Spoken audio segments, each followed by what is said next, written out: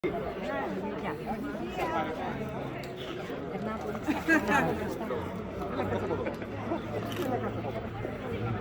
από εκεί, αν χρειάζεται να πας εδώ με την Ελέα μου. Και εγώ είπα και το λέω πλέον. Πολύ μικρότερο. Λοιπόν, η ώρα είναι καλή στα παιδιά.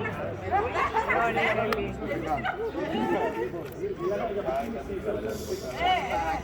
Παιδιά, άμα θέλετε να τον κάνουμε, το γάμο τα λέμε μετά. Δεν έχουμε κανένα πρόβλημα. Η ώρα είναι καλή στα παιδιά. Η ώρα είναι καλή. Λοιπόν, Φίλιππε, ρωτάμε πάντα τη γυναίκα που είναι το αδύναμο φίλο. Τουλάχιστον έτσι μας λένε. Ναι, και εγώ αυτό. Τώρα το χάλασε. Τώρα το έκανε.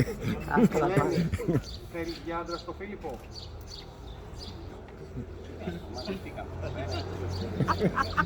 Όσο αδύναμο φιλός. Ως ισότιμο φίλο. Την έκανε ο αντιδήμαρχος στη Μαλαϊκία τώρα. Έχει πολύ ώρα καθένα να πούμε τις κουράκια μας, έτσι πιο πάνω θα συζητήσουμε. Θέλεις για γυναίκα στην Ελένη? Τι θέλει. Ωραία. Δεν τον είδα να λέει όχι. Τώρα είστε ενωμένοι με γάμο, σε ισόβια κοινωνία βιωσίζει. Άμα θέλετε πιάστε και το χέρι, εγώ δεν παρεξηγώ. Από τη στιγμή αυτή που ενωθήκατε με την ελεύθερη συνένεση σας σε γάμο, οφείλετε να μοιραία ένας τον άλλον αγάπη, πίστη και σεβασμό για όλη σας τη ζωή. Ο γάμος που σας ενώνει θα σας επιβάλλει τις τάσεις των τυχών σας και την κοινή αντιμετώπιση σε βάση ισότητας όλων των ζητημάτων που θα προκύπτουν από τη συμβίωση αυτών συζύγων και γενικότερα όλων των δυσκολιών της ζωής. Από κοινού θα πρέπει επίσης να συμβάλλει το καθένα, ανάλογα με τις δυνάμεις του, στα βάρη που συνεπάγονται, η έγκαμη συμβίωση και η συντήρηση και η προαγωγή της οικογένειας που δημιουργήσετε. Παρακαλώ, παιδιά. Κοινό είναι τέλος το καθήκον και δικαίωμα και των γιών σας να μεριμνάτε για την ανατροφή και διαπαιδαγώγηση των παιδιών σας, ώστε να γίνουν χρήσιμοι και χρηστοί πολίτες και ελεύθερες προσωπικότητες. Παντάξει. Να σας ζήσουν τα παιδιά. Μπράβο!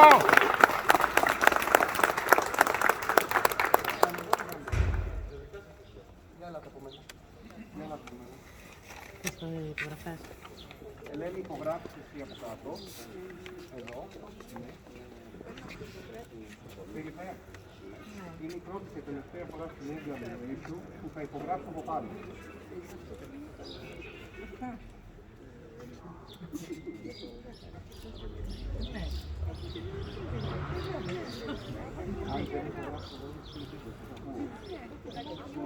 Συνεχίζουμε κανονικά.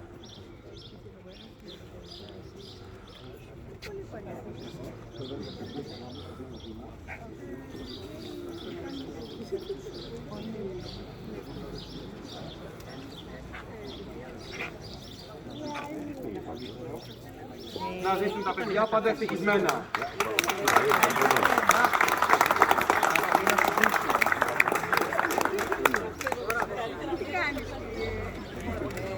Η Μαρία είναι, δεν με γνώρισε. Πρόσεχε να πούμε σκουπίδι αυτό. Έλα από μένα. Ένα λεπτό και κάτω τι θέλετε. Τώρα βομβαρδίστε.